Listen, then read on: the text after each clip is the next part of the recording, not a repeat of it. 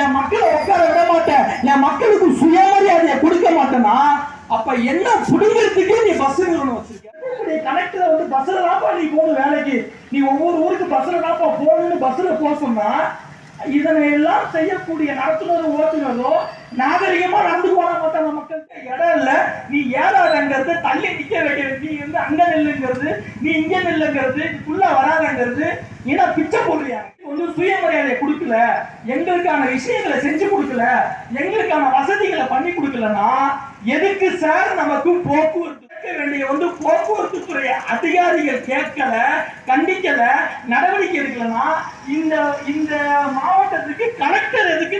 உங்களுக்கு லட்சக்கணக்கில் சம்பளம், நீங்க வந்து கையை காமிச்ச வேலை செய்ய 10 பேரு, நீங்க வந்து போற காருக்கு வந்து பின்னாடி ஒரு காரு முன்னாடி ஒரு காரு, இவ்வளவும் கலெக்டருக்கு எதுக்கு கொடுக்குதுன்னு அரசாங்கம் எடுத்து ரொம்ப நேரம் உட்கார்ந்து